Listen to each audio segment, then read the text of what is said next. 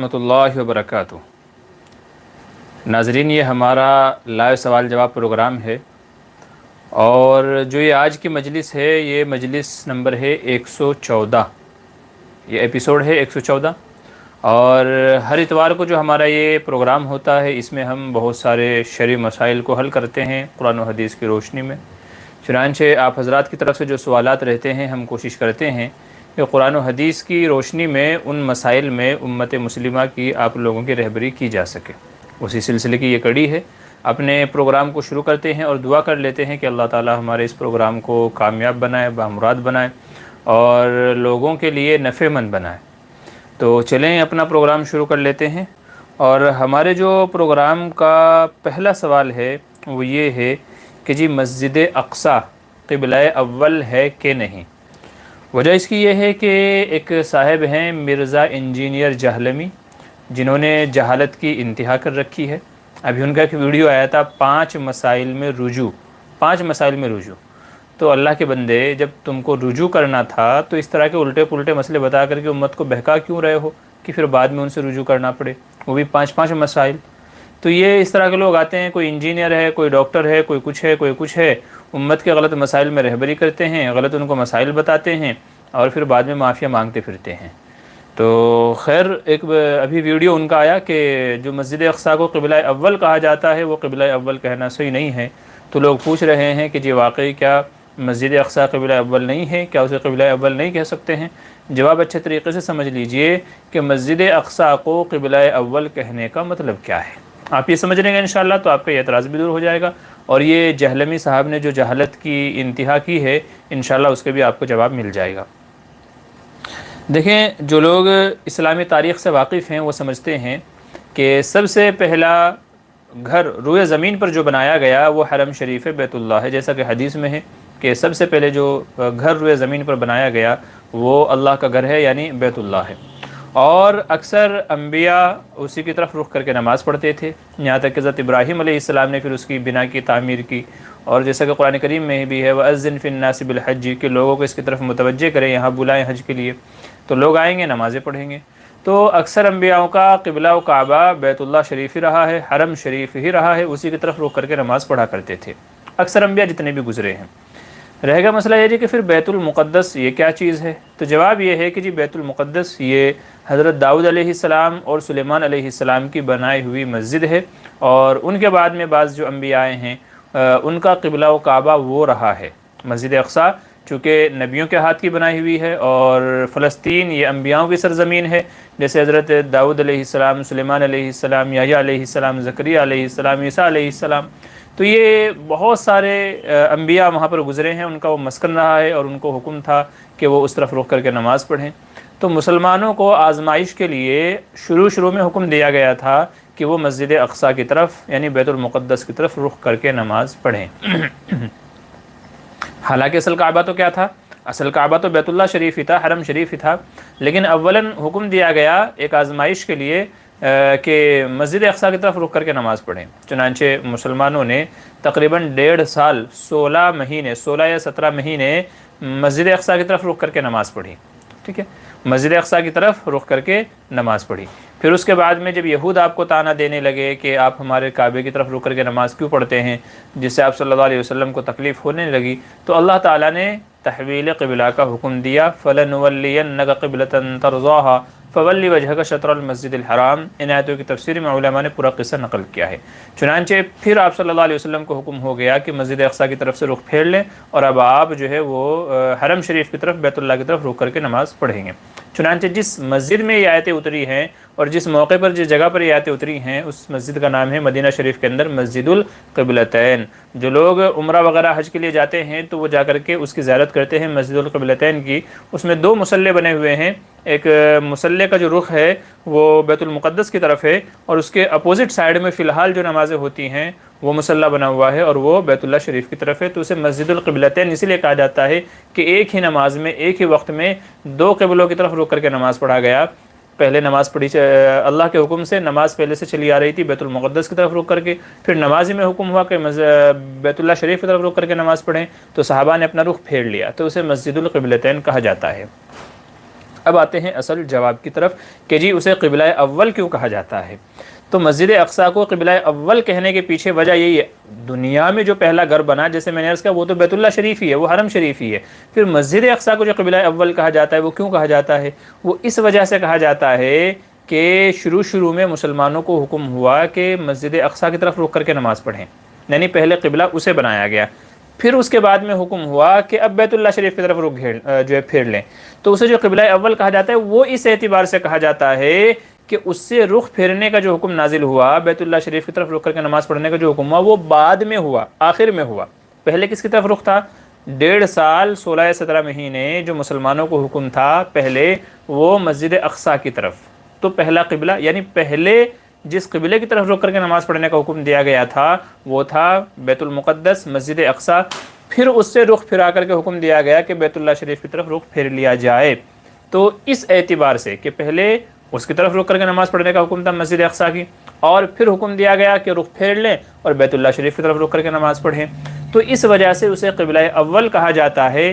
یہ مطلب نہیں ہے کہ دنیا میں سب سے پہلے بیت المقدس اور مسجد اقصیٰ بنائی گئی، قبلہ اول کا یہ مطلب نہیں ہے، قبلہ اول کا مطلب یہ ہے کہ مسجد اقصیٰ کی طرف رک کر کے نماز پڑھنے کا حکم دیا گیا تھا، پھر دوبارہ حکم ہوا کہ اب دوبارہ رخ کدھر پھیرنا ہے؟ حرم شریف کی طرف پھیرنا ہے، تو ہم جو اسے قبلہ اول کہتے ہیں مسجد اقصیٰ کو، تو قبلہ اول کہنے کا مطلب یہ ہے کہ شروع میں مسلمانوں کو حکم ہوا تھا اس طرف رک کر کے نماز پڑھ لیں، تو یہ وجہ ہے۔ اب بہت سارے لوگ کیا ہے نا بال میں سے کھال نکالتے ہیں، ٹانگ کھینچنے کی کوشش کرتے ہیں، نہیں جی تاریخ روایات یوں ہے، پہلے یہ بنا، پہلے دنیا بھر کے اس کے پیچھے بقلولی کریں گے لیکن اصل وجہ نہیں سمجھیں گے۔ حالانکہ یہ کوئی اتنا بڑا اختلاف یا کوئی اتنا بڑی وہ وجہ نہیں ہے کہ جس کے پیچھے آپ ویڈیو بناتے پھریں اور اپنی بات کو صحیح ثابت کریں، دوسروں کو غلط ٹھہرائیں اور امت مسلمہ میں انتشار کی کیفیت پیدا کریں۔ یہ اتنا بڑا مدعا نہیں ہے، یہ مدعا ہے ہی نہیں، یہ مدعا ہے ہی نہیں، بس لوگوں کی زبان پر ہے قبلہ اول مسجد اقصیٰ، قبلہ اول مسجد اقصیٰ، تو جو قبلہ اول کہتے ہیں وہ اس وجہ سے کہتے ہیں، اور یہ جو ہمارے انجینئر صاحب ہیں یہ الگ طرح کی بقلولی اور تحقیق یہاں پر پیش کر رہے ہیں جس کا کوئی فائدہ نہیں ہے، اس کا کوئی مطلب نہیں بنتا ہے سوائے اس کے کہ لوگوں میں انتشار کر دیا، اب آپ کی ویڈیو دیکھ کر کے لوگ ہم سے سوال کر رہے ہیں۔ تو میرے بھائی ایسا نہیں ہے، دنیا میں جو پہلا گھر بنایا گیا وہ تو حرم شریف ہی ہے، قبلہ اول اصل معنوں میں تو وہی ہے، لیکن مسجد اقصیٰ کو جو قبلہ اول کہا جاتا ہے وہ اس وجہ سے کہا جاتا ہے، صرف مسلمانوں کے اعتبار سے، یہ جو قبلہ اول ہے یہ مسلمانوں کے اعتبار سے ہے، چونکہ صرف مسلمانوں کو ہی حکم دیا گیا کہ پہلے اس کی طرف رک کر کے نماز پڑھیں، پھر دوبارہ حکم ہوا کہ اب بیت اللہ شریف کی طرف رخ پھیر لیں، تو اصل مسئلہ یہ ہے۔ اس لیے اس طرح کے جہلا سے میری گزارش ہے کہ وہ امت میں انتشار نہ پھیلائیں، بڑا نازک مسئلہ چل رہا ہے، یہ وقت ہے اتحاد و اتفاق کا کہ باہری جو فتنے ہیں، جو فساد پھیلانے والے لوگ ہیں، دشمن عناصر ہیں، متحد ہو کر کے ان کے خلاف لڑا جائے، تو یہ تو اتحاد کا وقت ہے، نہ کہ اس طرح کے اختلافی مسائل چھیڑ کر کے اپنی تحقیق کا گھمنڈ جھاڑنے کا اور اپنی بقلولی کرنے کا، تو اس لیے باز آئیں اور امت میں انتشار پھیلانے کا ذریعہ نہ بنے۔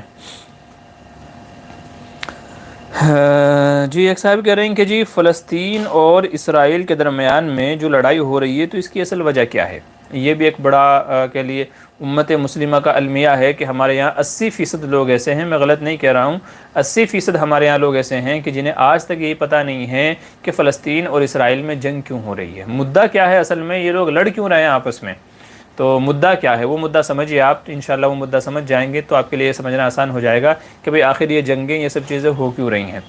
اصل میں جو اسرائیل ہے اس وقت اس کا دعویٰ یہ ہے کہ یہ مسجد اقصیٰ بیت المقدس یہ ہمارا ہے، اور جو فلسطینی ہیں ان کا دعویٰ یہ ہے کہ نہیں یہ ہمارا ہے، تو اب سوال یہ ہے کہ یہ حقیقت میں ہے کس کا، تاکہ ہم اسی اعتبار سے بات کہیں کہ بھئی نہیں بھئی یہ ان کا نہیں ان کا ہے، ان کا نہیں ان کا ہے، تو جب ہمیں یہ معلوم ہو جائے گا کہ مسجد اقصیٰ ہے کس کی تو ہمارے لیے فیصلہ کرنا آسان ہو جائے گا کہ بھئی مسجد اقصیٰ ہے کس کی، وہ صحیح معنوں میں کسی ملنی چاہیے، یہود کہہ رہے ہیں ہماری ہے، فلسطینی کہہ رہے ہیں ہماری ہے۔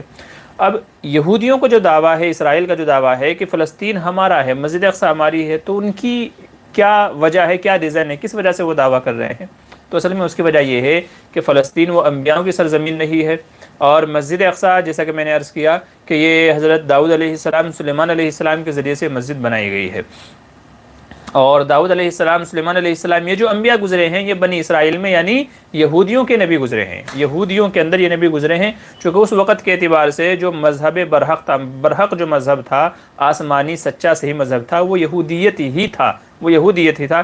جب حضور صلی اللہ علیہ وسلم آ گئے تو اب اسلام رہ گیا، اب اسلام کے اندر کامیابی اور نجات ہے۔ اس وقت کے اعتبار سے سچا مذہب کیا تھا؟ یہودیت تھا۔ تو یہ جو انبیاء گزرے ہیں، داؤد علیہ السلام، سلیمان علیہ السلام، زکریا علیہ السلام، یہ یہودیوں کے اندر گزرے ہیں، یہودیت کے اندر یہ انبیاء گزرے ہیں، اور ظاہر سی بات ہے کہ ان کے ذریعے سے بیت المقدس کو بنایا گیا۔ تو اب یہودیوں کا کہنا یہ ہے کہ یہ فلسطین یا مسجد اقصی ہماری ہے، چونکہ ہمارے نبیوں نے، ہمارے باپ داداؤں نے اس کو بنایا تھا، تو یہ زمین ہماری ہے، یہ سرزمین ہماری ہے، اس لیے وہ چھیننا چاہ رہے ہیں اور وہ اس کے پیچھے پڑے ہوئے ہیں کہ فلسطینیوں کو یہاں سے مار بھگاؤ اور مسجد اقصی کے اوپر قبضہ کر لو۔ یہ تو ہو گیا یہودیوں کا دعویٰ، ٹھیک ہے۔ اس فلسطینی جو ہیں وہ کہتے ہیں کہ نہیں، یہ سرزمین اصل میں ہماری ہے، یہ اصل میں فلسطین کی یہ جو زمین ہے فلسطین کی، یہ زمین ہماری ہے۔ کیوں بھائی تمہاری؟ کیوں؟ اس کی وجہ کیا ہے؟ اس کی وجہ یہ ہے کہ فلسطین کے اندر جو یہ عرب ہیں، یہ جو فلسطینی ہیں یہ عرب ہیں، یہ عرب ہیں، اور ان کا جو سلسلہ نسب ملتا ہے جا کر کے وہ حضرت اسماعیل علیہ السلام سے ملتا ہے۔ اگر آپ کو یاد ہوگا حضرت داؤد علیہ السلام، سلیمان علیہ السلام، یہ تو بہت بعد کے نبی ہیں، مسجد اقصی تو بہت بعد میں بنائی گئی ہے۔ اس سے پہلے حضرت ابراہیم علیہ السلام جو ہجرت کر کے آئے تھے اپنے وطن سے، وہ فلسطین کے اندر آئے تھے۔ کہاں آئے تھے جی؟ فلسطین کے اندر ہجرت کر کے آئے تھے، اور پھر ان کے ایک صاحبزادے اور بیوی ان کو چھوڑ کر کے آئے تھے مکہ کے اندر، یعنی حضرت ہاجرہ کو اور اسماعیل علیہ السلام کو، ان کو چھوڑ کر کے آ گئے تھے مکہ کے اندر۔ تو پھر ان کی نسل بڑھی، ان کی نسل چلی، ان کی نسل بڑھی، ان کی نسل چلی، حضرت اسماعیل علیہ السلام، حضرت اسحاق علیہ السلام جو دوسرے صاحبزادے تھے، تو ان کی نسل چلی اور ان کی نسل بڑھی، اور وہی نسل فلسطین کے اندر رہی، آباد رہی، اور پورا فلسطین آباد ہو گیا۔ یہ حضرت داؤد علیہ السلام، سلیمان علیہ السلام سے ہزاروں سال پہلے کی بات ہے، یہ حضرت سلیمان علیہ السلام سے ہزاروں سال پہلے کی بات ہے۔ تو فلسطینیوں کا کہنا یہ ہے کہ جی یہ ہماری سرزمین اس وقت سے ہے کہ جب تک کہ داؤد، سلیمان علیہ السلام تمہارے نبی آئے بھی نہیں تھے، تمہارے بقول جب تک کہ وہ آئے بھی نہیں تھے، تو یہ سرزمین ہماری ہے، چونکہ حضرت ابراہیم علیہ السلام، اسماعیل علیہ السلام، اسحاق علیہ السلام، یہ ہمارے آبا و اجداد گزرے ہیں، ہمارے باپ دادا گزرے ہیں، یہ تو یہ ان کی بسائی ہوئی سرزمین ہے، تو اس پر ہمارا حق ہے اور یہی صحیح ہے۔ بلکہ یہودی تو پھر بعد میں آئے، ایک وقت ایسا بھی تھا کہ جب ہٹلر نے ان کو مار بھگایا تھا، اور اس سے پہلے کہہ لیجیے آپ بخت نصر نے عیسیٰ علیہ السلام سے 600 سال پہلے بخت نصر نے سارے یہودیوں کو یہاں سے مار بھگایا تھا اور قید کر کے بابل کے اندر لے کر کے گیا تھا، اور پھر ایک لمبے زمانے کے بعد میں حضرت شمیل علیہ السلام کے ذریعے سے ان کی آزادی ہوئی تھی، اور پھر واپس لا کر کے ان کو بعد میں یہاں کر کے بسایا گیا تھا۔ تو یہودی تو آتے رہے جاتے رہے، اور ایک زمانہ ایسا تھا کہ وہ ان کی زمین تھی ہی نہیں، وہاں پہ کوئی تھا ہی نہیں، وہاں پہ جو آباد تھے وہ یہ عرب فلسطین تھے جو اسماعیل علیہ السلام، اسحاق علیہ السلام کی نسل میں سے تھے۔ تو اصل اور صحیح بات یہ ہے کہ جو سرزمین ہے پوری، یہ عرب فلسطینیوں کی ہے، یہ ان کے باپ داداؤں کے حضرت ابراہیم علیہ السلام اور ان کی نسل کی سرزمین ہے۔ تو اصل اس پہ جو حق ہے وہ فلسطینیوں کا ہے، چونکہ یہ عیسیٰ علیہ السلام کیا بلکہ سلیمان علیہ السلام، داؤد علیہ السلام جنہوں نے مسجد اقصی بنائی، ان سے بھی ہزاروں سال پہلے سے رہتے چلے آ رہے ہیں۔ تو آپ یوں کہہ سکتے ہیں کہ حضرت سلیمان علیہ السلام نے بھی جو مسجد اقصی بنائی تھی وہ عرب فلسطینیوں کی سرزمین پر بنائی تھی۔ تو آپ کا دعویٰ یہ ہو رہا ہے کہ جی ہمارے باپ داداؤں نے ان کی جگہ پہ جو مسجد بنائی تھی، تو چونکہ مسجد ہم نے بنا دی ہے تو ساری دنیا ہماری ہو گئی، یہ پورا فلسطین ہمارا ہو گیا۔ تو یہ عجیب بے وقوفی والی بات ہے۔ تو اصل مدعا اس کے اندر یہی ہے کہ جو جنگیں ہو رہی ہیں کہ نہ اسرائیل پیچھے ہٹنے کو تیار ہے، اور اہل فلسطین وہ باوجود یہ کہ وہ شہید ہو رہے ہیں، ساری قربانیاں دے رہے ہیں، مگر وہ بھی پیچھے ہٹنے کو تیار نہیں ہیں۔ تو اصل وجہ اس کی یہ ہے کہ فلسطینیوں کا کہنا یہ ہے کہ یہ سرزمین ہماری ہے، جو کہ صحیح ہے، برحق ہے، وہ اپنے دعوے میں سچے ہیں، اور یہودی کہہ رہے ہیں، اسرائیل کہہ رہا ہے کہ نہیں یہ سرزمین ہماری ہے۔ تو یہاں پر یہودی اسرائیل یہ کیا ہے؟ یہ غلطی کے اوپر ہیں۔ ایک زمانہ ایسا تھا کہ جب یہودیوں کو یہاں سے بالکل نکال بھگایا تھا، ورلڈ وار 1 کے اندر، پہلی وار کے اندر میں جب پوری دنیا ورلڈ وار 1 ہوئی تھی، تو اس وقت یہودیوں کو بھگا دیا گیا تھا، اور وہ سارے کہیں مارے مارے پھر رہے تھے۔ تو فلسطین، اہل فلسطین، عرب فلسطینی ہی وہ لوگ ہیں کہ جنہوں نے انہیں اپنے یہاں جگہ دی تھی۔ کیوں؟ کیونکہ یہ انبیاء کی سرزمین ہے، ہمارے ہم سب کے نبی داؤد علیہ السلام، سلیمان علیہ السلام، زکریا، یحییٰ علیہ السلام، یہ سارے انبیاء یہاں رہے ہیں جو تمہارے بھی نبی، ہمارے بھی نبی، تو آؤ تم ہمارے بھائی ہو۔ تو اسرائیل کو فلسطینیوں نے جگہ دی تھی یہاں پر، جب ان کو کوئی ملک جگہ نہیں دے رہا تھا، اور دیکھیں وہ کہ آہستہ آہستہ انہوں نے پیر رکھا، پیر رکھنے کے بعد میں آج یہ حال ہو گیا ہے کہ وہ سارے فلسطین کے اوپر قبضہ کرنا چاہ رہے ہیں۔ مطلب وہی ہے کہ جسے گھر میں لے کر کے آئے تھے وہ پورے گھر کے اوپر قابض ہو گیا ہے، پورے گھر کے اوپر قبضہ کر کے بیٹھ گیا ہے۔ تو اصل میں آج جو اتنی بڑی یہ جنگ چل رہی ہے، اس کے پیچھے وجہ یہ ہے کہ اسرائیل اس وجہ سے دعویٰ کر رہا ہے کہ بھئی یہ ہماری سرزمین ہے، اور فلسطینی اس وجہ سے لڑ رہے ہیں کہ نہیں تمہاری نہیں، یہ ہماری سرزمین ہے۔ تو اس کے پیچھے کی جو وجہ ہے نا وہ یہ وجہ ہے، اس لیے نہ فلسطینی پیچھے ہٹنے کو تیار ہیں اور نہ ہی اسرائیل پیچھے ہٹنے کو تیار ہو رہا ہے۔ لیکن ہماری دعائیں ہیں کہ اللہ تعالی ہمارے مسلمان فلسطینی بھائیوں کی مدد فرمائے اور ظالم اور ظلم سے اللہ تعالیٰ ان کی حفاظت فرمائے۔ اللہ تعالیٰ اپنے خزانہ غیب سے ان کی نصرت اور مدد کی شکلیں پیدا فرمائے۔ اللہ ان کے جان مال کی حفاظت فرمائے۔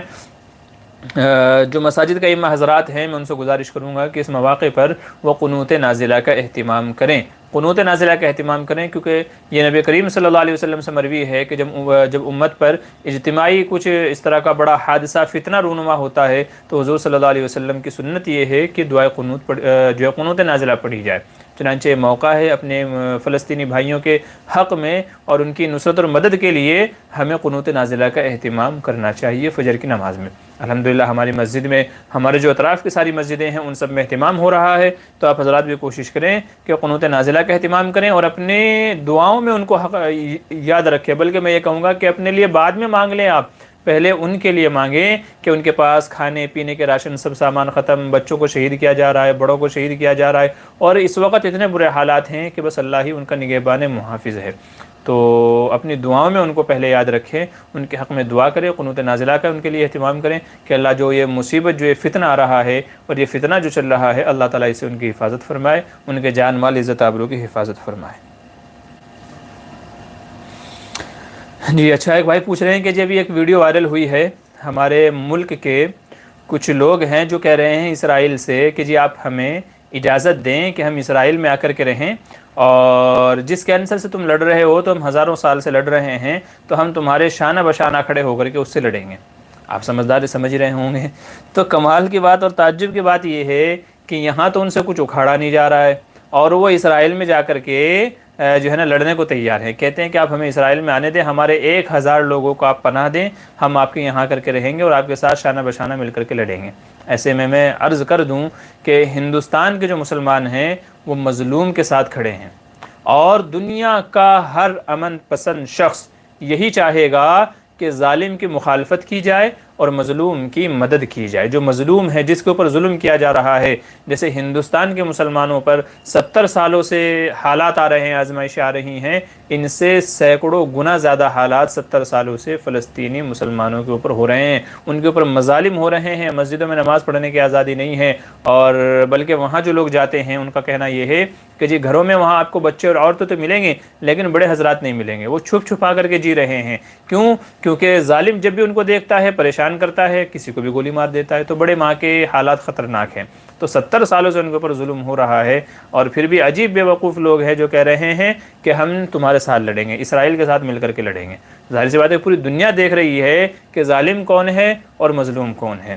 تو دنیا کا ہر پسند آدمی اسے چاہیے کہ وہ مظلوم کے ساتھ کھڑا ہو اور ظالم کے اگینسٹ میں کھڑا ہو، کیونکہ ہو سکتا ہے کہ آج ان کی باری ہے، کل تمہاری باری آئے گی کہ جلتی حویلی دیکھنے والوں، پھوس کا چھپر آپ کا ہے، پیچھے پیچھے تیز ہوا ہے، آگے مقدر آپ کا ہے، اور اس کے قتل پہ میں بھی چپ تھا، میرا نمبر اب آیا، میرے قتل پہ تم بھی چپ ہو، اگلا نمبر آپ کا ہے۔ تو اگلا نمبر آپ کا بھی ہو سکتا ہے، خوش فہمی کے اندر نہ رہیں، کیونکہ یہ دنیا ہے، یہاں کب کس کے حالات بدل جائے کچھ کہہ نہیں سکتے ہیں۔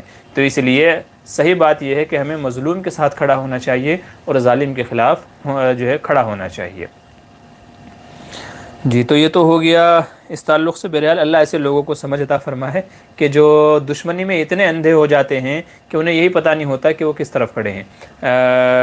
ڈاکٹر مولانا یاسر ندیم الواجدی، ان کا میں نے ایک کلپ دیکھا جس میں انہوں نے بڑے کھلم کھلا الفاظ میں یہ کہا ہے کہ بھئی ہمارے یہاں کے بعض لوگوں کی یہ ذہنیت ہے کہ بس ان کو مسلمانوں کے اگینسٹ جانا ہے، ان کو مسلمانوں کے اگینسٹ جانا ہے، بس ان کی یہ ذہنیت ہو گئی ہے۔ وہ ان کے اندر خود اتنی عقل نہیں ہے کہ وہ یہ سمجھیں کہ اس موقع پر ہمیں کس کے ساتھ کھڑا ہونا چاہیے، ہمیں کس کا ساتھ دینا چاہیے۔ ان کے اندر خود کے اندر یہ عقل نہیں ہے، بس وہ یہ دیکھتے ہیں کہ جس کے ساتھ مسلمان ہیں ہمیں اس کے اگینسٹ میں لڑنا ہے بس۔ اب وہ چاہے جو ہے نا وہ سانپ ہی کیوں نہ ہو، وہ زہریلا بچھو ہی کیوں نہ ہو، وہ کوئی بھی ہو، ہم اس کا ساتھ دیں گے، بس کیونکہ مسلمانوں کے اگینسٹ جانا ہے، مسلمانوں کے خلاف والے کے ساتھ ہمیں، یعنی مسلمانوں کے دشمن کا جو ہے ہمیں ساتھ دینا ہے، بس ان کے ذہنوں میں یہ بیٹھ گیا ہے، اس لیے وہ اس طرح کی اٹھ پٹانگ اور آلتو فالتو باتیں کرتے ہیں۔ اللہ ایسے لوگوں کو سمجھ عطا فرمائے کہ بھئی ہمیں مظلوم کے ساتھ کھڑا ہونا چاہیے، کیونکہ کل کو ہماری بھی باری آ سکتی ہے، کل کو آپ کی بھی باری آ سکتی ہے۔ خیر چلیے اب کچھ سوالات لے لیتے ہیں۔ ایک شخص کہہ رہے ہیں کہ اگر کوئی شخص ظہر کی سنت پڑھ رہا ہو تو کیا امام صاحب 1-2 منٹ تاخیر کر کے نماز پڑھا سکتے ہیں یا نہیں؟ دیکھیے نماز کا جب وقت متعین ہے تو امام صاحب کو اس وقت متعین کی ہی پابندی کرنی چاہیے۔ ایک بندہ نماز پڑھ رہا ہے تو صرف اس ایک بندے کی وجہ سے آپ نماز کو تاخیر کریں، بقیہ نمازیوں کا انتظار کرائیں، یہ قطعاً مناسب نہیں ہے، بلکہ اس سے کہا جانا چاہیے کہ بھئی تو پہلے کیوں نہیں آیا، بندہ خدا تیری وجہ سے سب کو لیٹ ہو رہا ہے، سب کو دیر ہو رہی ہے، تو تجھے پہلے آنی چاہیے، اور اگر بعد میں بھی آیا ہے تو پھر امام صاحب وقت متعین پر آگے بڑھ جائیں مصلی پر، جب دوسرے نمازی حضرات موجود ہیں تو آگے مصلی پر بڑھ جانا چاہیے، نماز شروع کر دینی چاہیے۔ اور یہ بندہ جو لیٹ آیا ہے، دیر سے آیا ہے، جس کی 1-2 رکعت رہ گئی ہیں، اس کو چاہیے کہ جلدی جلدی قرات کر کے اپنی نمازوں کو مکمل کر کے امام صاحب کے ساتھ شامل کر لیں۔ تو ایک کی وجہ سے سب کو انتظار نہیں کرایا جائے گا، اسے کہا جائے گا کہ بھئی تو جلدی آیا کر، یا تو جو ہے جماعت کھڑی ہو گئی ہے، فٹافٹ اپنی نماز کمپلیٹ کر لے اور مکمل کر لے۔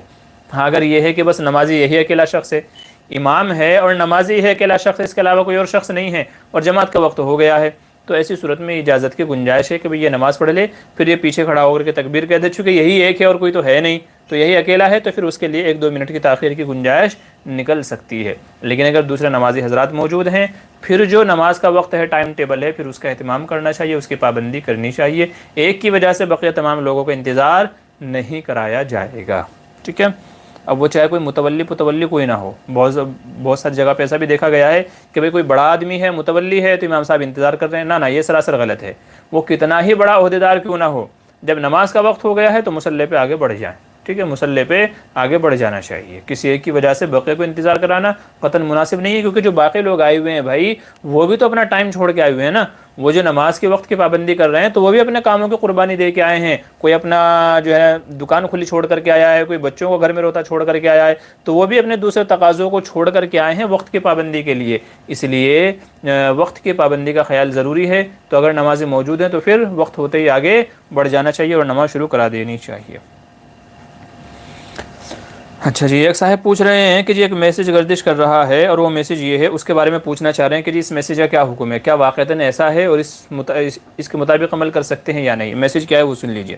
کہہ رہے ہیں کہ جی میسیج یہ ہے، شیخ الحدیث حضرت مولانا سید محمد عاقل صاحب زیدہ مجدہم شیخ الحدیث و ناظم اعلیٰ جامعہ مظاہر العلوم سہارنپور نے فجر بعد کی مجلس میں اس بات کی اطلاع دی ہے کہ رات خواب میں حضرت شیخ مولانا محمد زکریا صاحب کاندھلوی رحمۃ اللہ علیہ آئے ہیں اور حضرت نے کہا ہے کہ اس وقت موجودہ حالات میں آیت کریمہ لا الہ الا انت سبحانک انی کنت من الظالمین کے پڑھنے کا اہتمام کیا جائے، لہذا سب لوگ اس کو خوب اہتمام کریں اور حضرات اور مقتدی لوگ بھی نمازوں کے بعد میں اس کو پڑھیں۔ تو سوال یہ ہے کہ کیا ایسا کر سکتے ہیں یا نہیں؟ تو میرے بھائی جواباً عرض یہ ہے کہ اگر حضرت شیخ الحدیث بھی خواب میں نہیں آتے تب بھی آیت کریمہ کو پڑھنے کے لیے کسی خواب کی ضرورت نہیں ہے۔ یہ جو دعا ہے لا الہ الا انت سبحانک انی کنت من الظالمین، اس آیت کریمہ کہا جاتا ہے، اور یہ حضرت یونس علیہ السلام کی مانگی ہوئی دعا ہے۔ جب مچھلی نے ان کو نگل لیا تھا تو انہوں نے یہ تسبیح، یہ دعا پڑھی تھی، جس کی برکت سے اللہ تبارک و تعالیٰ نے انہیں نجات عطا فرمائی ہے۔ تو کسی کا خواب آئے نہیں آئے تو بھی آپ اس آیت کریمہ کا اہتمام کریں گے تو اللہ اس کی برکت سے جو ہے نا پریشانیوں سے حالات کھولیں گے، پریشانیوں سے، غموں سے، فکروں سے نجات عطا فرمائیں گے۔ تو اس آیت کریمہ کو بتانے کے لیے کسی خواب کے سہارے کی ضرورت نہیں ہے۔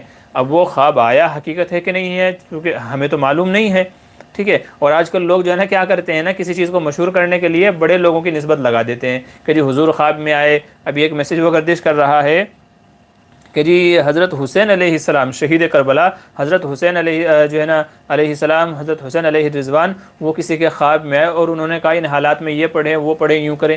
تو آج کل جو ہے نا یہ جو فلسطین اور اسرائیل کا معاملہ چل رہا ہے، اس میں عجیب و غریب لوگ وظیفے بتا رہے ہیں کہ جی فلاں خواب میں بزرگ آئے تھے، فلاں خواب میں نبی آئے تھے، فلاں عجیب طرح کے لوگ وہ بنا رہے ہیں۔ میرے بھائی یہ آیت کریمہ ہے، استغفار ہے، درود شریف ہے، یہ آپ کبھی بھی پڑھیں، ان کی فضیلتیں جو ہیں وہ اللہ تبارک و تعالیٰ وہ ثمرات، وہ برکتیں عطا فرماتے ہیں بندوں کو، اس کے لیے آپ کو جھوٹے خوابوں کے سہارے کی ضرورت نہیں ہے۔ اب یہ خواب آیا تو بہت اچھی بات ہے، لیکن اگر خواب نہیں بھی آیا تو فالتو میں اس طرح کے جھوٹے میسیج نہ بنائیں۔ باقی تصدیق تو وہی لوگ کریں گے کہ جو واقعتاً وہاں مجلس کے اندر موجود ہیں، جن کے سامنے یہ بات آئی ہوگی تو اصل تو وہی تصدیق کریں کہ بھئی صحیح ہے بھی کہ نہیں ہے۔ لیکن اگر یہ صحیح نہ بھی ہو تو میرے کہنے کا مطلب یہ ہے کہ آیت کریمہ ہے، یہ برکت والی آیت ہے، اور اس سے فکروں اور پریشانیوں سے نجات ملتی ہے، جیسے حضرت یونس علیہ السلام کو عطا فرمائی تھی۔ تو اس کے لیے کوئی خواب بیان کرنے کی ضرورت نہیں ہے، نہ کسی خواب کا سہارا لینے کی ضرورت ہے۔ آپ اس آیت کریمہ کا پڑھنے کا اہتمام کریں، انشاءاللہ اللہ تعالیٰ راستے کھولے گا، نجات کے راستے عطا فرمائے گا، ٹھیک ہے۔ تو اس لیے اس آیت کریمہ کو پڑھنا چاہیے، چاہے کسی کو خواب آیا ہو نہ آیا ہو، اس کا آپ اہتمام کریں، اس کا ورد کریں۔ یہ نہیں ہے کہ بھئی خواب میں وہ آئے تو اہتمام کریں گے، نہیں تو نہیں کریں گے، تو ایسا نہیں ہے یار، اہتمام کرو آپ اس کا۔ یہ قرآن کریم کی آیت ہے، برکت والی آیت ہے، تو اس لیے اس کا اہتمام کریں، انشاءاللہ اللہ تعالیٰ راستے کھولے گا، آسانی کی شکلیں پیدا فرمائے گا۔ جی ایک بھائی پوچھ رہے ہیں گھر میں داخل ہونے کا مسنون طریقہ کیا ہے؟ دیکھیں، گھر میں داخل ہونے کا صحیح اور سنت طریقہ یہ ہے کہ جب گھر میں داخل ہو تو دعا پڑھے، اللہم انی اسألک خیر المولج و خیر المخرج بسم اللہ ولجنا و بسم اللہ خرجنا و علی اللہ ربنا توکلنا۔ گھر میں داخل ہونے کی دعا پڑھے۔ نمبر 2، گھر میں داخل ہونے سے پہلے اجازت لے لیں۔ یاد رکھیں اگر گھر آپ ہی کا ہے تو بھی اجازت لینا چاہیے، یعنی کھنکھار کر کے یا دروازہ کھٹکھٹا کر کے یا بیل بجا کر کے تب اندر جانا چاہیے۔ اور جب ایک صحابی نے کہا یا رسول اللہ صلی اللہ علیہ وسلم، اگر میرا ہی گھر ہے تو مجھے اجازت لینے کی ضرورت کیا ہے؟ تو آپ صلی اللہ علیہ وسلم نے ارشاد فرمایا، کیا تو یہ گوارا کرتا ہے کہ تو اپنی ماں بہن کو نامناسب حالت میں دیکھے؟ کیونکہ جب مرد گھر میں نہیں ہیں تو عورتیں بے فکر ہو کر کے گھومتی ہیں، سر پہ دوپٹہ ہے نہیں ہے، بال کھلے ہیں، وہ کس حالت میں ہیں میں اور آپ نہیں جانتے، ہم تو گھر سے باہر ہیں۔ تو عورتیں آزادی کے ساتھ، فریڈم کے ساتھ گھر میں گھومتی ہیں پھرتی ہیں، تو اگر ایسے میں بنا اطلاع دیے ہوئے مرد گھر میں آ جائے گا تو ہو سکتا ہے کہ وہ اپنی ماں بہن کی یا بیوی کی ہی کوئی ایسی نامناسب حالت دیکھ لے کہ جو اس کے لیے کراہیت کا سبب بن جائے۔ اس لیے ضروری ہے، بھلے ہی میرا ہی گھر ہے، گھر کا مالک میں ہی ہوں، گھر کا بڑا میں ہی ہوں، لیکن پھر بھی کھنکھار کر کے، آواز دے کر کے، بیل بجا کر کے، کنڈی کھٹکھٹا کر کے پہلے اپنے آنے کی اطلاع کر دیں، اور 1 منٹ کے لیے رک جائیں تاکہ جو گھر کے مستورات ہیں، وہ عورتیں ہیں، وہ اپنے آپ کو درست کر لیں، اپنا لباس، چال ڈھال، سب چیزیں اپنی درست کر لیں، پھر اس کے بعد آپ گھر میں داخل ہوں۔ تو مسنون طریقہ یہ ہے، دعا پڑھ کر کے جائیں اور جو ہے اجازت لے لیں، اور گھر میں داخل ہوتے ہوئے پہلے دایاں پاؤں گھر میں اندر رکھیں، دایاں پاؤں، سیدھا پاؤں اندر رکھیں، اور گھر والوں کو سلام کریں۔ یہ سنت طریقہ ہے، ٹھیک ہے، گھر والوں کو سلام کریں، السلام علیکم ورحمۃ اللہ۔ ہمارے یہاں اس کا رواج نہیں ہے، بس گھر میں چلے آتے ہیں، میرا گھر ہے، میرے بیوی بچے ہیں، سب لوگ تو اپنے ہی ہیں۔ ارے بھائی اگر اپنے ہیں تو بھی آپ نے سلام کرنا ہے، تو بھی سلام کرنا ہے۔ یہ مطلب نہیں ہے کہ جی اجنبی ہوگا تو سلام کریں گے، کوئی مہمان آئے گا تو سلام کریں گے، گھر میں بیوی بچے ہیں تو سلام کی حاجت نہیں ہے، ایسا نہیں ہے۔ سلام جیسے اجنبی کو کرنے کے فائدے ہیں، ایسے ہی اپنے لوگوں کو بھی کرنے کے فائدے ہیں۔ تو آپ نے گھر میں داخل ہوتے ہوئے سلام کرنا ہے۔ حضور صلی اللہ علیہ وسلم نے ارشاد فرمایا کہ اسلام میں افضل عمل یہ ہے کہ سلام کرو اس کو جسے جانتے ہو اسے بھی، اور جس کو نہیں جانتے اسے بھی، تو سلام کرنا چاہیے۔ تو گھر میں داخل ہونے کا طریقہ کیا ہے؟ گھر والوں کو سلام کریں، ٹھیک ہے جی۔ اور گھر سے نکلنے کا سنت طریقہ یہ ہے کہ گھر والوں کو سلام کر کے نکلیں، اور نکلتے ہوئے پہلے بایاں پاؤں یعنی لیفٹ والا پیر باہر رکھے، اور گھر سے نکلنے کی جو دعا ہے اس دعا کا پڑھنے کا اہتمام کرے، بسم اللہ توکلت علی اللہ لا حول ولا قوت الا باللہ۔ تو یہ گھر میں داخل ہونے کا اور گھر سے باہر نکلنے کا مسنون طریقہ ہے۔ اس طریقے سے انشاءاللہ ہم گھر میں آئیں گے جائیں گے تو اللہ تبارک و تعالیٰ گھر میں بھی برکت عطا فرمائیں گے، اور گھر والوں کے اندر بھی برکتیں عطا فرمائیں گے۔ تو یہ کچھ سوالات تھے جو ہمارے بھائیوں نے ہم سے پوچھے تھے۔ چلیں ابھی چل دیتے ہیں ڈائریکٹ یوٹیوب کے اوپر، کہ ابھی جو لائیو میں ہم سے کچھ بھائیوں نے سوال پوچھے ہیں، یا جو پوسٹ ہم نے کمنٹ کی تھی اس میں اگر کچھ لوگوں نے سوالات پوچھے ہیں تو چلیں انشاءاللہ ان کو حل کر لیتے ہیں، اور دیکھتے ہیں کہ وہ کیا کیا سوالات ہیں۔ اچھا، اسی بیچ میں عرض کر دوں، اس سے پہلے بھی میں عرض کر چکا ہوں کہ اللہ کے فضل سے ایک حلال روزے کے ذریعے کے طور پہ ہم نے حج عمرہ ٹور اینڈ ٹریولز کا کام شروع کیا ہے۔ تو ہندوستان وغیرہ میں سے ہمارے جن بھائیوں کو جانا چاہیں تو ایک بار ضرور ہمارے جو ہے نا گروپ کے ساتھ میں جانے کی فکر کریں، ایک بار ہمیں خدمت کا موقع دیں، تو انشاءاللہ بہتر سے بہتر سہولیات کے ساتھ میں کوشش کی جائے گی کہ آپ کو اللہ اور اس کے رسول کے گھر کی زیارت کرا دی جائے۔ تو ایک بار ضرور خدمت کا موقع دیں اور ہمارے ٹور کے ذریعے سے حج عمرے پہ جائیں، انشاءاللہ آپ خوش ہو کر کے آئیں گے۔ تو بہرحال آپ جو ہے نا موقع دیجیے گا تو انشاءاللہ جو ہے نا آپ کو اللہ آپ کو لے کر کے جائے اور بار بار لے کر کے جائے۔ اچھا، تھوڑا نیٹ ورک کا ایشو ہو رہا ہے، میں دیکھ رہا ہوں کہ کدھر ہے۔ کھل جا بھائی، کیا کیا سوالات پوچھے ہیں دیکھ لیتے ہیں.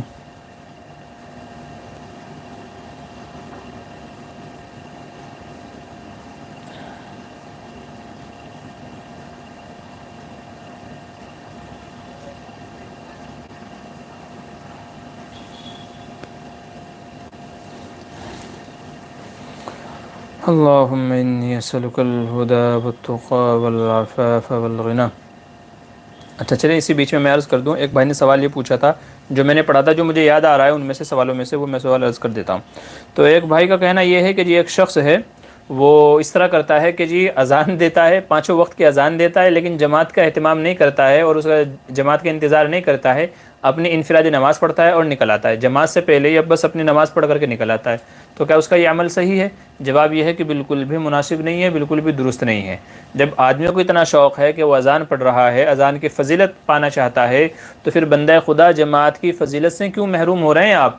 جماعت کی فضیلت بھی آپ کو ملنی چاہیے اور اس کا بھی آپ کو اہتمام کرنا چاہیے. اس لیے یہ سراسر جو ہے نا غلط ہے.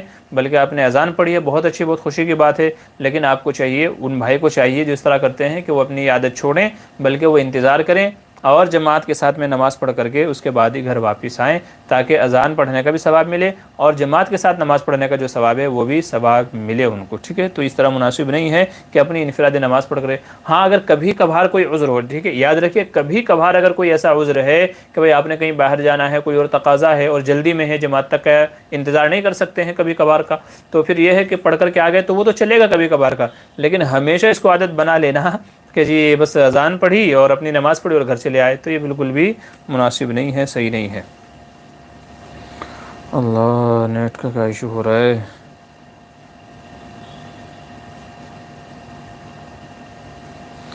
اچھا جی، یہ ایک مسئلہ ہو گیا. اور ہم نے اور کیا مسئلہ دیکھا تھا؟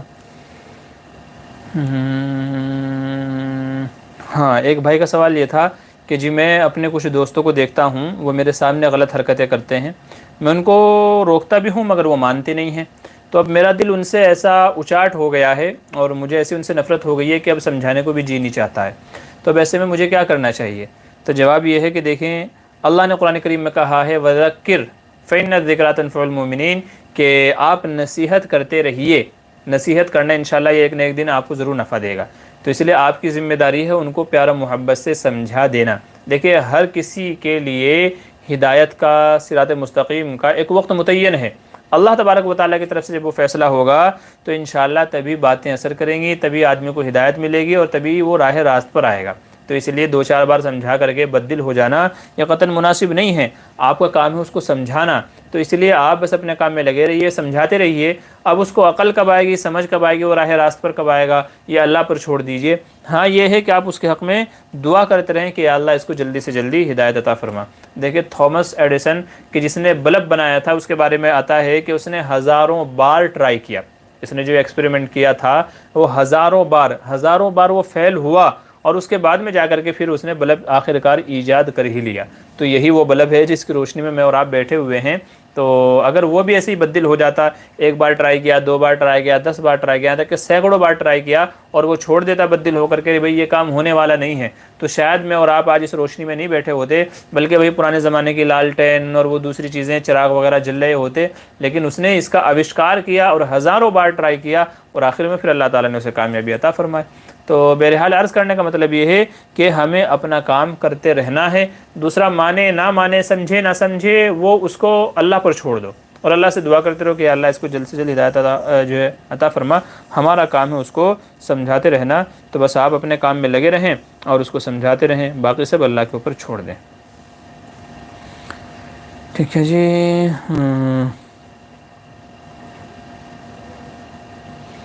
چلے اور کس بھائی کا کیا سوال ہے؟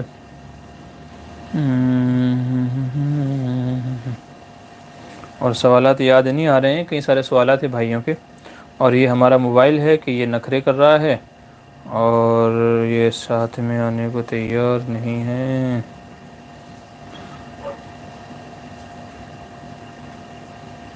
چلیے اور کوئی سوال یاد آ جائے. اللهم اهدنا الصراط المستقيم، صراط الذين أنعمت عليهم غير المغضوب عليهم ولا الضالين. اللهم اهدنا الصراط المستقيم، صراط الذين أنعمت عليهم غير المغضوب عليهم ولا الضالين. اللهم اهدنا الصراط المستقيم، صراط الذين أنعمت عليهم غير المغضوب عليهم ولا الضالين. صراط الذين أنعمت عليهم غير المغضوب عليهم ولا الضالين. غیر المغضوب علیہم ولا الضالین۔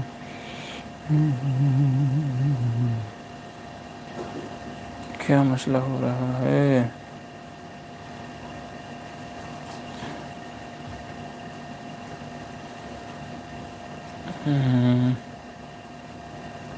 جی نیٹ ورک بہت ڈسٹرب کر رہا ہے، اور اتفاق کی بات یہ ہے کہ میں نے اور سوالات کا وہ بھی نہیں لیا ہے۔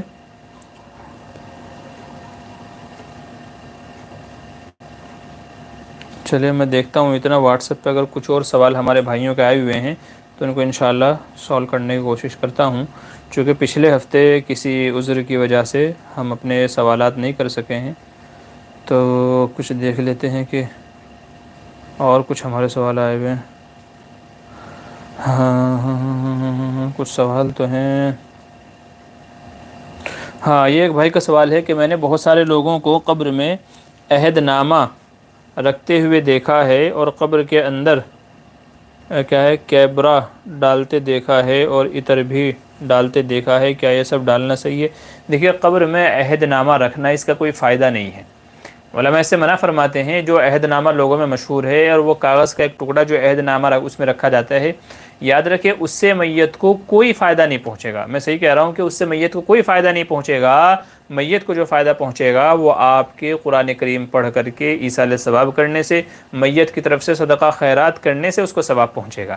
تو اسی لیے قبر میں عہد نامہ رکھنے کے بجائے اس کے لیے اعمال صالحہ کریں، دعائے خیر کریں، اور اس کی طرف سے صدقہ خیرات کریں تو وہ اس کو ثواب پہنچے گا۔ اسی طریقے سے جو اور قبر میں عطر ڈالتے ہیں، پھول ڈالتے ہیں، ان کا بھی کوئی مطلب نہیں ہے۔ اب میت کو اس سے کوئی فائدہ نہیں ہونے والا ہے، نہ میت کو خوشبو آئے گی اور نہ میت کوئی چیز پڑھ سکے گا، تو وہ تو محتاج ہو گیا۔ تو آپ کو چاہیے کہ اس کے لیے ایصال ثواب کریں، نہ کہ عہد نامہ وغیرہ رکھنا، ٹھیک ہے؟ اچھا جی ایک اور سوال یہ ہے، کسی آدمی سے کہنا میرا سلام تم اپنے والد کو کہنا، فلاں شخص نے آپ کو سلام کہا ہے، شرعاً ایسا کہنا کیسا ہے؟ کیا اس سلام کا جواب دینا ضروری ہے اگر وہ سلام سے متعلق اپنی ماں، اچھا ایک ماں سے ایک باپ سے؟ دیکھیے جہاں تک بات ہے والد کا یا کسی دوسرے شخص کا، تو کہہ سکتے ہیں، ایسا ہمارے دیار میں ہے، ایسا مشہور کہ بھائی فلاں آپ جا رہے ہو تو اپنے والد سے میرا سلام کہنا، بھائی سے میرا سلام کہنا، یا وہ میرا دوست ہے اس کو میرا سلام کہنا۔ تو اس طرح سلام عرض کرنے میں بھی کوئی حرج کی بات نہیں ہے، اور جس کو کہا ہے کہ بھئی میرا سلام پہنچا دینا، اس کی ذمہ داری بنتی ہے کہ وہ اس کو جا کر کے کیا کہہ دے، بتا دے کہ بھئی فلاں شخص نے آپ کو سلام کہا ہے۔ اب ہمارے یہاں دیار میں ایک چیز اور یہ ہے کہ اگر کسی نے سلام پہنچایا ہے تو سلام کا صحیح جواب دینے کا طریقہ معلوم نہیں ہے۔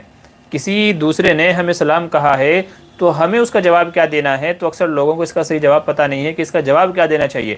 بہت سارے لوگ کیا کہتے ہیں، وعلیکم السلام جواب دے دیتے ہیں، تو بھائی صحیح جواب وعلیکم السلام نہیں ہے۔ وعلیکم السلام کا مطلب یہ ہے تم پر سلامتی ہو، تو تم پر سلامتی ہو تو تم سلام کرو گے تو یہ جواب ہے نا وعلیکم السلام۔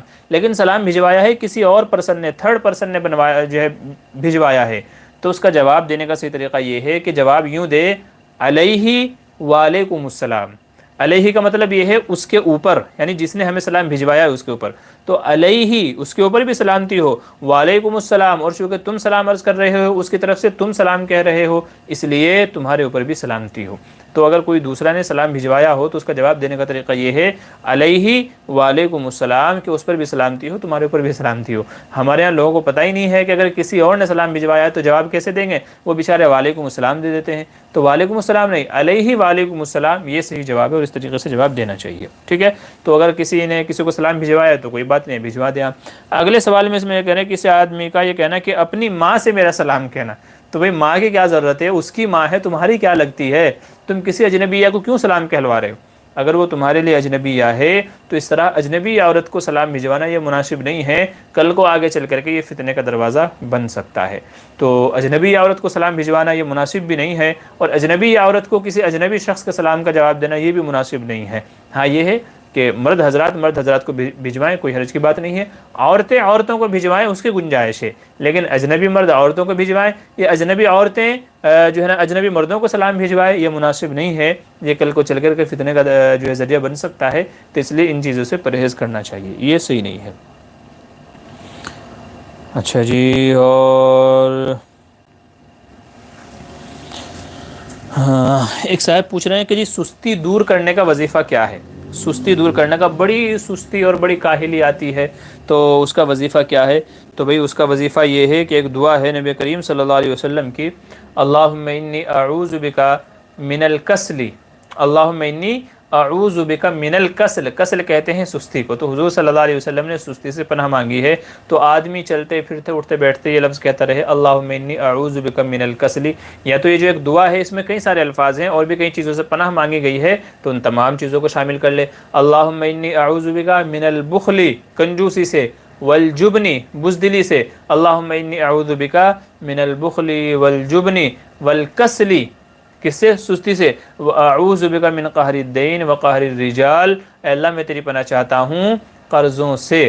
تو یہ دعا مانگ لے، پوری دعا ہے اللہم انی اعوذ بک من البخل والجبن والکسل واعوذ بک من قہر الدین وقہر الرجال، قرضوں سے میں پناہ مانگتا ہوں اور لوگوں کے ظلم و ستم سے میں پناہ مانگتا ہوں، واعوذ بک من فتنۃ المسیح الدجال، اور دجال کے فتنے سے میں پناہ مانگتا ہوں۔ تو یہ پوری دعا ہے، اس میں ساری چیزیں آ گئی، بزدلی سے پناہ مانگنا بھی آ گیا، سستی سے پناہ مانگنا بھی آ گیا، قرضوں کے بوجھ سے بھی اس کے اندر پناہ مانگنا آ گیا۔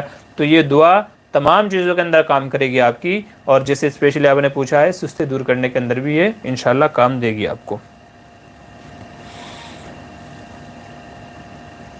اچھا جی ہاں، ایک اور سوال یہ ہے کہ جی بڑے شہروں میں عموماً یہ دیکھنے میں آیا ہے کہ بڑے شہروں میں جو جنازہ ہوتا ہے اسے کندھوں پہ لے کے نہیں جاتے، بلکہ اسے ایمبولنس گاڑی میں لے کر کے جاتے ہیں قبرستان تک کے ایمبولنس میں جنازے کو رکھ کر کے لے کر کے جاتے ہیں، جبکہ گاؤں دیہات میں کیا ہے، کندھوں پر لے کر کے جاتے ہیں۔ تو بھائی کا سوال یہ ہے کہ جی کندھوں پر نہ لے جا کر کے کیا اس طریقے سے ایمبولنس گاڑی میں جنازے کو لے جایا جا سکتا ہے؟ جواب یہ ہے کہ جی ہاں، لے جانے کی اجازت ہے۔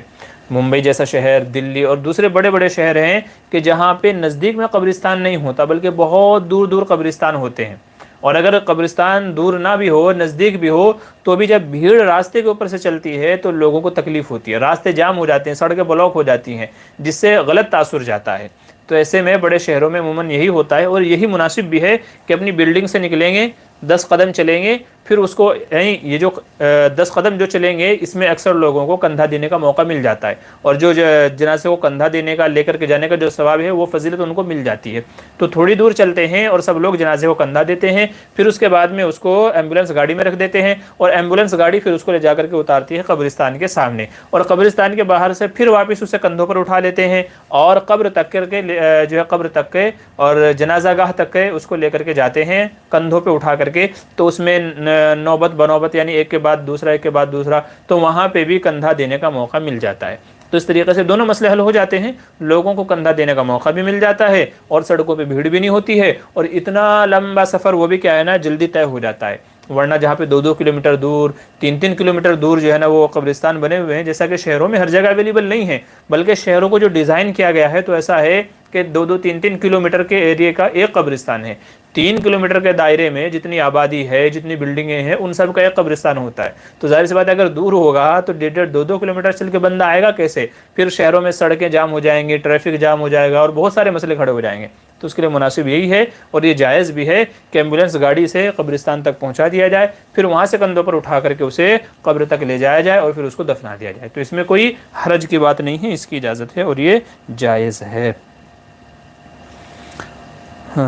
جی چلیں۔ اچھا، ایک بھائی نے ہم سے ایک اور سوال پوچھا تھا کہ جی مولانا عبدالرشید مفتاحی صاحب انہوں نے ابھی ایک کوئز کمپٹیشن رکھا ہوا ہے، ٹھیک ہے، جو ہے نا وہ کوئز کمپٹیشن ہے، اور اس میں انہوں نے جو فرسٹ انعام رکھا ہے وہ رکھا ہے عمرے کا پہلا انہوں نے انعام رکھا ہے، اور پھر اس میں لیپ ٹاپ بھی ہے اور سائیکل بھی ہے اور کئی سارے انہوں نے واشنگ مشین وغیرہ بھی ہے، بہت ساری ان کی جو ہے نا اس کے اوپر عمرہ رکھے ہیں۔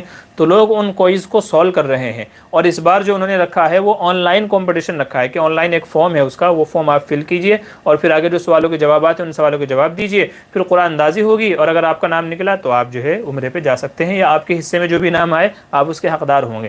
لیکن اس میں سوال یہ ہے کہ انہوں نے آدھار کارڈ نمبر مانگا ہے کہ آپ آدھار کارڈ نمبر انٹری کریں گے پھر ہی آگے آپ کو جو ہے نا سوالوں کے جواب دینے کا موقع ملے گا۔ تو ہمارے بھائی پوچھ رہے ہیں کہ جی کیا یہ آدھار کارڈ نمبر مانگا ہوا ہے تو اس کو ڈالنے سے کوئی مسئلہ تو نہیں ہے، کوئی بعد میں تکلیف تو نہیں ہوگی؟ تو میں نے ان سے جو ہے نا میں نے بات چیت کی، مولانا رشید صاحب سے، ہمارے دوست ہیں، تو میں نے ان سے پوچھا کہ جی یہ اس کا جو ہے نا کہہ لیجیے کہ تھاٹ کیا ہے، کیوں یہ آدھار کارڈ آپ مانگ رہے ہیں؟ تو انہوں نے کہا ہے کہ بھئی ایسا ہے مفتی صاحب، یہ آدھار کارڈ ہم اس لیے مانگ رہے ہیں کہ ایک بندہ 4 فارم نہ بھر سکے۔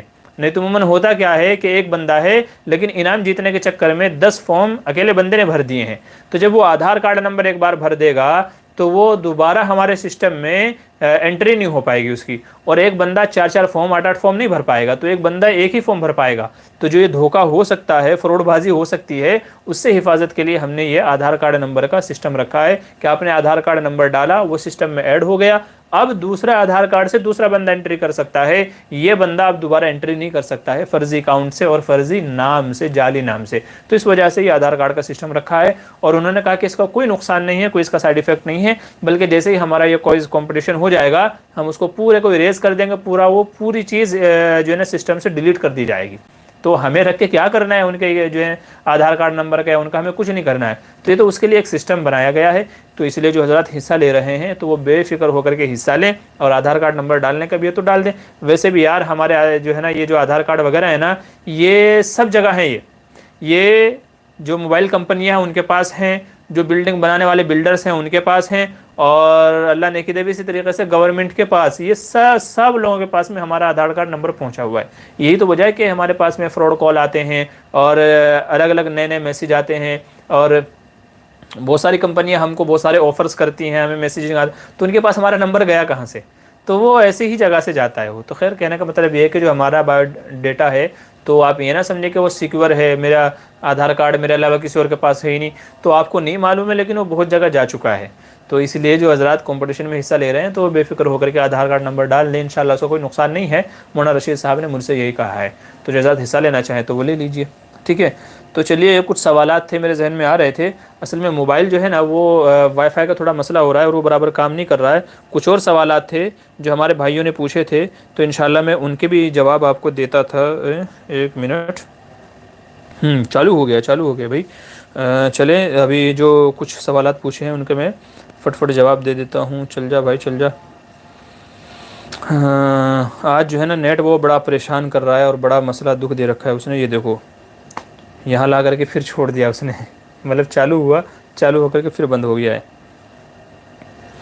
اللہ الصمد۔ اچھا جی، نوید السلام فرمان علی السلام علیکم۔ وعلیکم السلام۔ نظام الدین انصاری السلام علیکم مفتی صاحب، کیا خیر سے؟ میرا ایک پڑوسی کرناٹک سولاپور گاؤں میں کام کرتا تھا، روڈ ایکسیڈنٹ سے بری طرح سے ہو گیا ہے، راج ہاسپٹل میں بھرتی ہے، سیریس ہے، آپ دعا کریں۔ اچھا درخواست دعا کی جی بھائی، ان کے حق میں دعا کریں، نظام الدین بھائی کے جو بھی وہ پڑوسی وغیرہ جو بھی ہیں جو اس طرح کے حالات میں ہیں، اللہ انہیں شفائے کاملہ عاجلہ دائمہ مستمرہ نصیب فرمائے، تو ان کے حق میں دعائے صحت کریں اور دعائے عافیت کریں، ٹھیک ہے جی۔ اور دیکھیں کیا کہہ رہے ہیں نوید السلام علیکم۔ وعلیکم السلام، کہہ رہے ہیں سر میں اللہ تعالیٰ کے نام ذکر کروں تو کتنے کیا ملیں گے؟ لا الہ الا اللہ، دیکھیں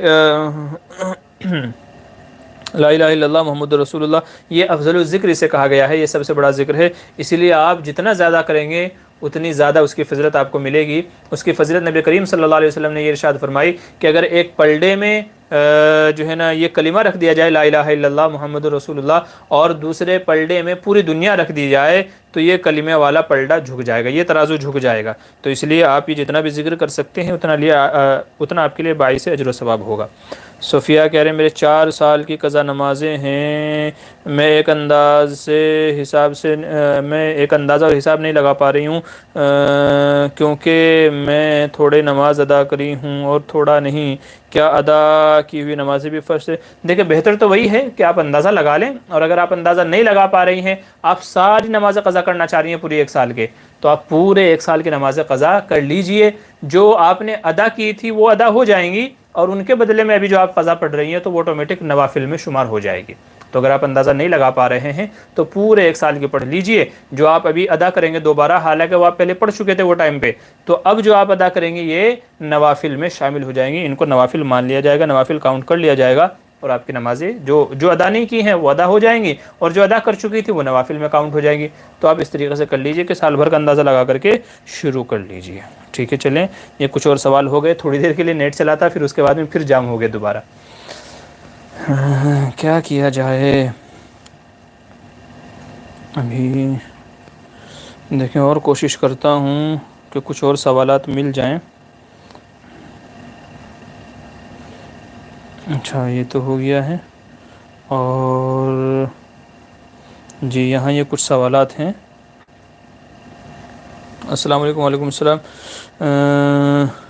جی ایک بھائی کہ السلام علیکم مفتی صاحب، اگر کسی کو طلاق ہو جائے 2 بار 2 ہسبینڈ سے اور وہ عدت نہ کرے تو اس کو گناہ ملے گا، اور اب اس عورت نے نکاح کر لیا ہے تیسرا، اس کا جواب؟ دیکھیں، اگر شرعی اعتبار سے عدت نہ گزاری گئی تو عدت نہ گزارنے کا گناہ عورت کو ہوگا۔ البتہ یہ ہے کہ اگر عدت کا زمانہ گزر گیا، عورت کے اوپر جو 3 ماہواری عدت ہے طلاق کی، تو اگر 3 ماہواری گزر گئی، اس کے بعد میں اگر وہ کسی تیسرے آدمی سے نکاح کرے گی تو اس کا نکاح درست ہو جائے گا۔ البتہ پہلے شوہروں سے جو طلاق ہوئی ہے اور شرعی طریقے سے عدت نہیں گزاری ہے تو اس کا گناہ ملے گا، لیکن بہرحال جب عدت کا زمانہ گزر گیا تو اب کسی اور سے نکاح ہو سکتا ہے۔ اچھا جی، اس کا تو میں جواب دے چکا ہوں۔ السلام علیکم، قرآن خوانی کے بعد سجدے کو یہ کر لے تو کیا حکم ہے؟ دیکھیں، اگر کہیں پر یعنی قرآن پڑھا ہے تو جس بندے نے سجدے کی جو آیت پڑھی ہے اس کے ذمے اسی کا سجدہ کرنا واجب ہے۔ ایسا نہیں کہ سجدے کی آیت پڑھی میں نے اور میرے بدلے آپ سجدہ کر لیں، تو ایسا نہیں چلے گا، بلکہ جس بندے نے آیت سجدہ پڑھی ہے تو سجدہ کرنا بھی اسی کے ذمے لازم ہے، کوئی دوسرا اس کی طرف سے سجدہ نہیں کر سکتا ہے۔ تو اسی لیے جس نے جو آیت سجدہ پڑھی وہی سجدہ ادا کرے گا، دوسری کی طرف سے کافی نہیں ہوگا۔ کیا کریں اگر سگی مامی عدت میں ہو تو کیا مامی سے سگا بھانجا مل سکتا ہے یا نہیں؟ تھوڑی تفصیل سے بتا دیں۔ دیکھیں، ممانی یعنی مامی وہ غیر محرم ہے، بھلے ہی سگی کیوں نہ ہو، لیکن ممانی سے پردہ ہے، اس لیے ممانی سے ملنا بلا شرعی اس کے یعنی جب تک کہ حد درجہ انتہائی ضرورت نہ ہو تب تک کہ ملنا بات چیت کرنا درست نہیں ہے، اور اگر ملنا بھی پڑے بات چیت کرنی بھی پڑے تو پردے وغیرہ کے آڑ سے کرنا چاہیے۔ تو چونکہ ممانی غیر محرم ہے، اس لیے ان سے ملنا اور بات چیت کرنا جائز نہیں ہے، وہ چاہے پردے میں ہوں، چاہے پردے میں مطلب عدت میں ہوں اور چاہے عدت میں نہ ہو، تو چونکہ ممانی غیر محرم ہے اس لیے صحیح نہیں ہے۔ اچھا، ایک صاحب کہہ رہے ہیں میرا سوال یہ ہے حضرت، کیا نماز میں قرآن اردو میں پڑھ سکتے ہیں؟ جب قرآن نازل ہوا ہے عربی میں تو اردو میں آپ اس کو کیسے پڑھیں گے؟ جب قرآن نازل ہی عربی میں ہوا ہے تو اردو میں کیسے پڑھیں گے آپ اس کو؟ اگر آپ کہیں جی میں ترجمہ پڑھوں گا تو وہ تو ترجمہ ہوا نا، قرآن تھوڑا ہی ہوا ہے وہ۔ اور نماز میں جو قرآن پڑھنے کے لیے کہا گیا ہے وہ وہی عربی الفاظ پڑھنے کا حکم دیا گیا ہے، وہی عربی الفاظ پڑھنے کا حکم دیا گیا ہے کہ جو قرآن میں اللہ تعالیٰ نے نازل فرمائے ہیں، ان کا ترجمہ پڑھنے کا حکم نہیں دیا گیا ہے، ٹھیک ہے۔ اور جو قرآن کی آیتیں پڑھنے کا جو ثواب بھی ہے وہ بھی قرآن کے وہی عربی الفاظ ہیں، اس لیے اگر کوئی نماز میں اردو میں ترجمہ کرے گا تو وہ قرآن پڑھنا نہیں کہلائے گا، اگر وہ اردو بولے گا تو نماز اس کی فاسد ہو جائے گی، نماز ٹوٹ جائے گی۔ اس لیے ضروری یہ ہے، آپ کہہ رہے ہیں کہ جی عربی بھی ایک لینگویج ہے، اردو بھی لینگویج ہے، تو بات صحیح ہے، لیکن اللہ نے جس لینگویج میں قرآن کو اتارا، قرآن کو جس لینگویج میں پڑھنے کا حکم دیا، دین کے سارے مسائل احکام جس لینگویج میں ہے وہ عربی زبان ہے، اس لیے ہم نے نمازوں میں اور دوسری چیزوں میں اسی کا لحاظ رکھنا ہے، اسی کے اعتبار سے، ٹھیک ہے۔ تو اس لیے ہے اگر نماز میں قرآن عربی میں پڑھا جائے گا تو ہی نماز صحیح ہوگی، آپ اردو ترجمہ پڑھیں گے تو نماز ہی نہیں ہوگی، نماز آپ کی ٹوٹ جائے گی، تو عربی ہی میں پڑھنا ضروری ہے۔ اچھا جی، کیا کہہ رہے ہیں السلام علیکم، اگر زبان حرکت نہ کرے تو تلاوت نہیں ہوتی، تو ظہر کی فرض نماز امام کے پیچھے من میں سورہ فاتحہ پڑھ سکتے ہیں؟ اگر نہ پڑھتے ہیں تو پورا دھیان کا اچھا دنیا کا خیال آتا ہے تو من میں پڑھیں تو کیا حکم ہے؟ دیکھیں، امام کے پیچھے قرات نہیں ہے، بھلے ہی وہ ظہر کی نماز ہو عصر کی نماز ہو، تب بھی مقتدی حضرات کے لیے قرات کا حکم نہیں ہے، وہ قرات نہیں کریں گے، امام کے پیچھے خاموشی کھڑے رہیں گے۔ اب رہ گیا مسئلہ یہ جی کہ اگر قرات نہیں کریں گے تو جی پھر یہاں وہاں دھیان بھٹکتا ہے، تو اس کا طریقہ علماء نے یہ بیان فرمایا ہے کہ جب بندہ سجدے میں قیام میں ہو تو سجدے کی جگہ نگاہ ہونی چاہیے، اور جب وہ رکوع کے اندر ہو تو پیروں پر نگاہ ہونی چاہیے، اور جب سجدے میں ہو تو ناک کے اوپر نظر ہونی چاہیے، اور جب وہ اتحیات کے اندر بیٹھا ہو تو رانوں کے اوپر گود میں اس کی نظر ہونی چاہیے۔ ان جگہوں پر اگر اس کی برابر نظر رہے گی، استحضار رہے گا، خشوع و خضوع رہے گا، تو انشاءاللہ اس کا ذہن نہیں بھٹکے گا، دنیا کے خیالات بھی نہیں آئیں گے۔ تو اسی لیے بہرحال فاتحہ پڑھنے کی تو اجازت نہیں ہے، وہ چاہے جہری نماز ہو وہ چاہے سری نماز ہو، مقتدی کھڑا ہے تو اسے خاموش ہی رہنا ہے، تو سورہ فاتحہ نہیں پڑھنا ہے، بلکہ نماز میں میرا دھیان کیسے جمع رہے، دنیا کے خیالات کیسے نہ آئیں، اس کے اوپر آپ نے محنت کرنی ہے کہ بھئی دنیا کے خیالات نہ آئیں، اس کے اوپر آپ نے محنت کرنی ہے، نہ کہ سورہ فاتحہ پڑھنے کے اوپر، ٹھیک ہے؟ تو مقتدی بہرحال امام کے پیچھے خاموشی رہیں گے چاہے نماز کوئی سی بھی ہو۔ اچھا اس کا جواب ہو گیا ہے۔ اچھا ہاں دیکھیں یہ اسی سے جو وہ مولانا رشید کا جو کوئز کمپٹیشن ہے اسی میں کسی نے سوال پوچھا تھا، غزوہ بدر میں آپ صلی اللہ علیہ وسلم نے مدینے کا نائب کسے بنایا تھا؟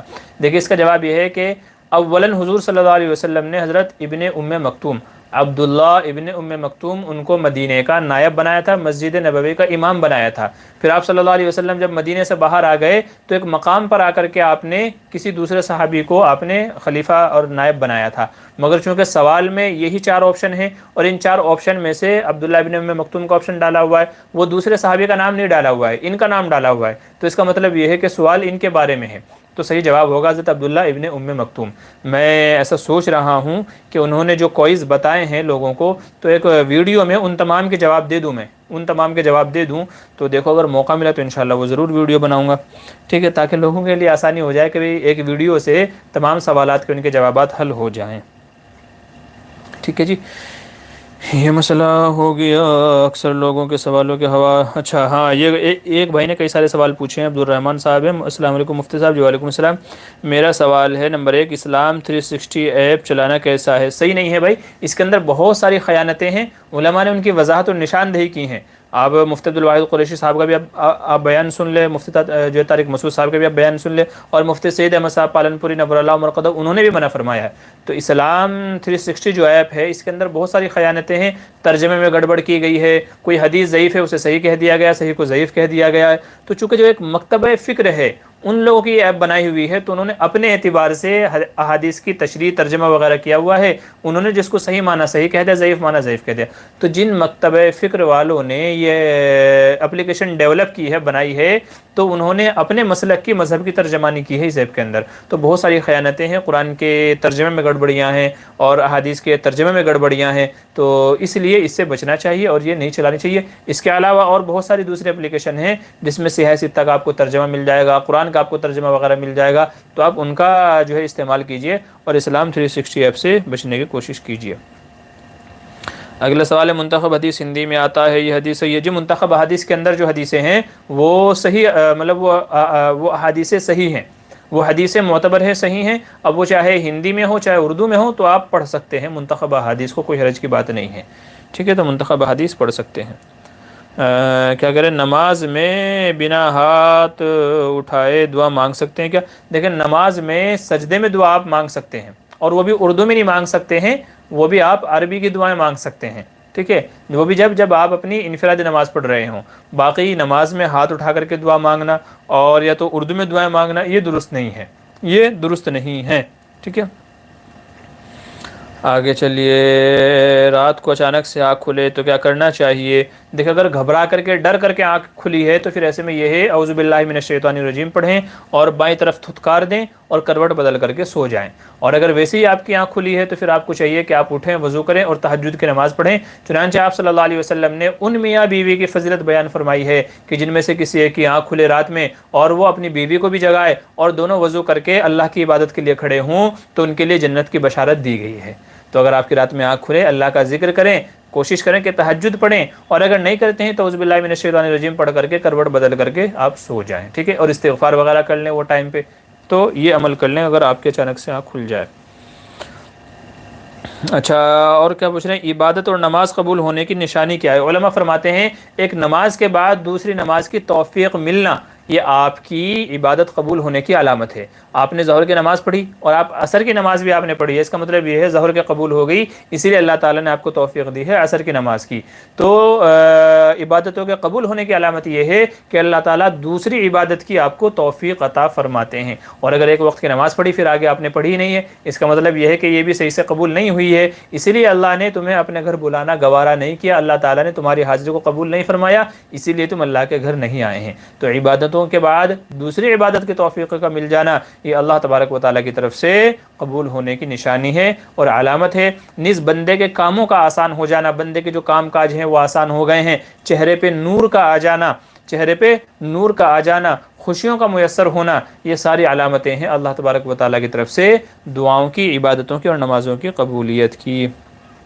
اچھا کہ پوچھ رہے ہیں ہر فرض نماز کے بعد آیت الکرسی پڑھنے سے سیدھا جنت میں جاتا ہے؟ جی ہاں، یہ حدیث صحیح ہے کہ جو بندہ ہر فرض نماز کے بعد میں، غالباً جامع ترمذی یا جو ہے نا اس کی دوسری کسی حدیث کی یہ کتاب کے اندر ہے کہ جو بندہ ہر فرض نماز کے بعد میں آیت الکرسی پڑھے گا تو آپ صلی اللہ علیہ وسلم نے ارشاد فرمایا کہ اس کے اور جنت میں جانے سے سوائے موت کے کوئی چیز رکاوٹ نہیں ہے، یعنی جیسے ہی وہ مرے گا سیدھا جنت کے اندر چلا جائے گا، بس اس کے مرنے کی دیر ہے۔ جس کا یہ معمول ہو پابندی سے، جو ہر فرض نماز کے بعد میں آیت الکرسی پڑھتا ہو، تو بہت بڑی فضیلت کی چیز ہے۔ اور آیت الکرسی پڑھنے میں 2 منٹ 3 منٹ مشکل سے لگیں گی۔ اللہ لا الہ الا هو الحی القیوم لا تاخذہ سنۃ ولا نوم، یہ آیت الکرسی کہلاتی ہے۔ تو انشاءاللہ اگر اس کو پڑھیں گے اور یہ اپنا معمول بنا لیں گے تو انشاءاللہ کہہ لیجئے کہ مرنے کے بعد میں سیدھا جنت میں جائیں گے۔ تو یہ حدیث صحیح ہے، یہ عمل صحیح ہے، اسے اپنا معمول بنانا چاہیے۔ چلیں، اور تقریباً سبھی سوالوں کو میں نے جوابات دے دیے ہیں، اور ہمارے پروگرام کو بھی 1 گھنٹہ ہونے والا ہے، کیا بلکہ ہو گیا ہے۔ تو چلیے ابھی کے لیے مجھے اجازت دیجیے، انشاءاللہ حیات باقی ملاقات باقی، پھر اگلے ہفتے آپ سے ملاقات ہوگی۔ چونکہ اس ہفتے گھر پہ پروگرام ہے، ہمارے یہاں پروگرام ہے بھائی لوگوں کا، تو یہ میں نے آج کا جو پروگرام رکھا ہے یہ مغرب کے بعد رکھا ہے۔ تو اور ابھی میں دیکھ رہا ہوں کہ لوگ بہت کم حاضر ہو رہے ہیں۔ انشاءاللہ اگلے ہفتے جو پروگرام ہوگا تو کوشش کریں گے کہ وہ عشاء کے بعد پروگرام رکھا جائے 9:30 کے بعد میں، تاکہ زیادہ سے زیادہ لوگ اس پروگرام میں شریک ہو سکے ہمارے ساتھ میں۔ تو چلیے اجازت دیجیے، حیات باقی ملاقات باقی، تب تک کے لیے خدا حافظ، السلام علیکم ورحمۃ اللہ وبرکاتہ۔